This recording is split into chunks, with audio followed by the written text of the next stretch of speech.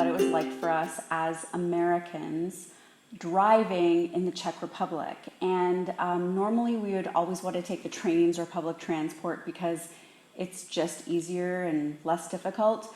But right now, during the pandemic, we wanted to avoid exposure to public transport and stuff like that. So we decided to rent a car for several reasons. We were landing in Prague because there are limited flights, and we had to get to Brno.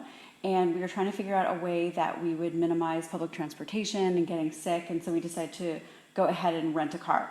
So there's a few things that we learned that we wanted to share because some of the things were funny, some of the things were disastrous. Yeah. The first thing was that I had to get an international driver's license back home. It takes about 3 weeks, so it's one of the first things you're going to want to work on. The AAA Auto Club provides them, and there's one more outfit that provides them if you look up International Driving Permit. I think the name of the other automobile association in the USA is AATA or something like that. I just can't remember, but there's only 2 sources where you can get an international driving permit in the USA. They both take about 3 weeks, and they both cost about $20, and you have to send passport photos and a little application and a picture of your driver's license, your valid driver's license. So make sure that's the first thing. If you want to be driving a car when you get to your destination in Europe, just make sure you have the international driving permit. When we got to the rental agency, they actually didn't even need the international driving permit, but they said that it was a good idea that I got it because... if you get pulled over, you might need it. They might ask for it. Exactly. So the next thing is that almost all the cars here are manual transmission. So between the two of us, I'm the one who drives a stick shift, so that meant I was going to do all the driving, but that was okay because I was staying in the country for 1 week. I was staying in the country for 2 weeks, and Martin was only staying for 1 week, so we decided that if I'm the driver from the get-go, I'll still be able to use the car when he's gone. The other thing in our plans is that because he's leaving at a different time than me, we're staying in Brno. And so the capital city of Prague is about 3 hours away from Brno by car.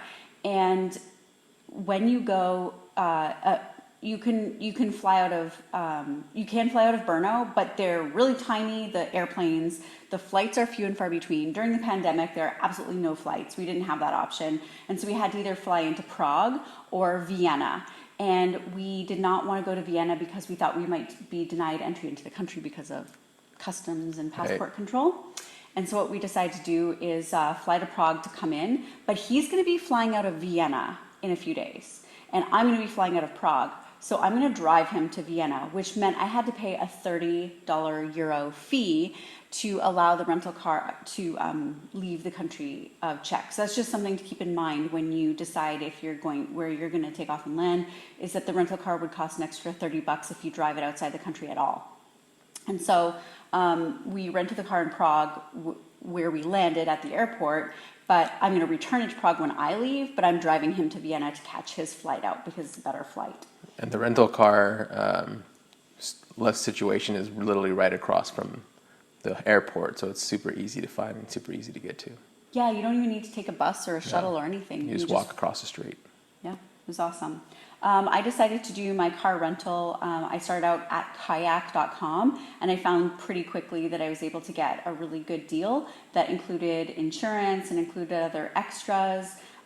They promised me a certain car, but when we got to the car rental agency, they kind of swapped it and gave me a different car. So whatever. The things I was really looking for was I was looking for air conditioning in the car. That was really important to us. We kind of didn't care if it was a tiny car because it's easier to park. But also the stick shift thing, you may pay a premium for a car with an automatic transmission. So just keep that in mind if one of you can drive the manual transmission or not. So another thing that I found out is that there are some tollways in the Czech Republic, and the rental car company provides like a little sticker or a vignette in the corner of the windshield. So we were going to be good for the whole country. But she did tell us that because we're driving to Austria, to Vienna next door, which is about an hour away from Brno, that the tollway would be up to us, and we had to buy a vignette for Austria at a gas station before we enter Austria. So that's on our to-do list. We have to go to a gas station and buy a vignette for Austria. But the rental car lady did share with us that we should definitely buy like a short, like only 10-day permit instead of like a month long to save ourselves money, because we're only going really quick to drop him off at the airport in Austria anyways. Okay, so now we're going to talk about the driving itself. So if you're from America, then it's bananas here. Like, they drive so fast that it is a little harrowing. And they're all zipping around in these tiny cars, and the speed limit in the city was 90 miles per hour. And so I found it a little stressful because I was trying to learn like what I was doing. They do drive on the same side of the street as America, so don't worry about that. It's not like England where you have to learn the other side of the street. But you know, I didn't know my way around very well. And I was like, can that be the speed limit? And it was, because cars were just passing me like crazy. And I was like, is this miles per hour or kilometers? And here's another weird thing, is that sometimes the signs were posted as miles per hour, and sometimes they were kilometers per hour. And they also change very quickly. Sometimes they'll go from like 80 down and it'll drop, or it'll go higher and then it'll drop right back down within like, you know, a very short distance. So like they change quickly. Yeah, it was very, very, the speed limits are a bit tricky. Yeah. And so one of the things that we picked up on, there's another guy who's a YouTuber who's called Honest Guide. And he has a video, and it's all about like how to get around without internet in Czech Republic. And he recommended this amazing app to us called Mapy.cz. And this thing saved our butt when we were leaving the airport and we had no internet, because it's like Google Maps, but you can use it offline. All you have to do is make sure you download all the maps for the whole country before you leave home and lose your internet service. And then once it's in your phone, it takes up a lot of space. But like, oh my gosh, we had like this awesome, just like Google Maps experience, and we had no internet. And it gives you this miles per hour on it, so you can keep yourself going the correct speed. Yeah, so in the beginning, I kind of had him monitoring my speeds because I was just like, what the heck? Like, what am I supposed to be driving? But of course, if you follow the flow of traffic, you're probably okay. But it was just a little crazy when we first got here. Just figuring out the speed limits and stuff. But yes, they do go that fast. And yes, it was kind of insane how fast they go around these little tiny turns. And like, their roads also are really narrow compared to America, because they use these tiny cars and the roads are really skinny. And the cornering is like nuts because you're going so fast. So this poor guy has motion sickness, and it was fun. It was a exciting journey too. So one of the things I'd recommend too is, before you come over here and try and drive, learn the road signs, because there's a few different ones, and there's like, you can't turn right on a red light, and there's a few different traffic rules. So just do a little internet research on road signs. I'm going to confess, I've been driving for 2 days here, and there's a couple of signs that I don't recognize. Yeah, it usually has like a diamond that's like amber colored, and then a picture beneath it of what you're supposed to be aware of. So whether that's a crossing or, you know, deer. So we have to tell you about the road from Prague to Brno. So everyone, the online reviews we read, the lady at the rental car, everybody we talked to was like, don't drive. Don't drive Prague to Brno. Take the train. Don't be stupid. And we didn't listen because of the issue we talked about, because of the pandemic. And so we rented a car. Mm-hmm. And it sucked, but not because of the reasons I thought. Like, I thought that there's going to be all these potholes in the road, and the road was going to be like in disrepair. The road was perfect. Yep. The road is perfectly smooth. It's just so narrow. You're passing someone at high speed on such a narrow road, you think you're going to hit them every time. That's how narrow it is. Yeah, there's literally a flea between you and the other car at some points. And there are no shoulders on these roads. So you have no option to pull over, because it's just an embankment and grass. Like, if you veer off the road, your car will roll. Like, there's no shoulder. No. So, and also it's like kind of steep and winding. And when I say winding, it's like every kilometer has like 5 huge bends in it. So that's probably why they told us not to do it. And when people are coming at you, they are coming full on. Like, They were going, It's like a game of chicken, and if you're not prepared, you're going to lose. So, do not do this drive at night. no. Only, there's no street lamps or illumination. There's not even markings on most of the road. And there's cobblestones on part of it, although not very much. Do not do this drive at night. Give yourself enough time. If you're going to do this drive, start out very early and make sure you don't hit night before your destination. We did that. We were driving in the day, so we were okay. We had lots of water in the car, and we were like not panicking, and we were just taking our time, and we weren't freaking out.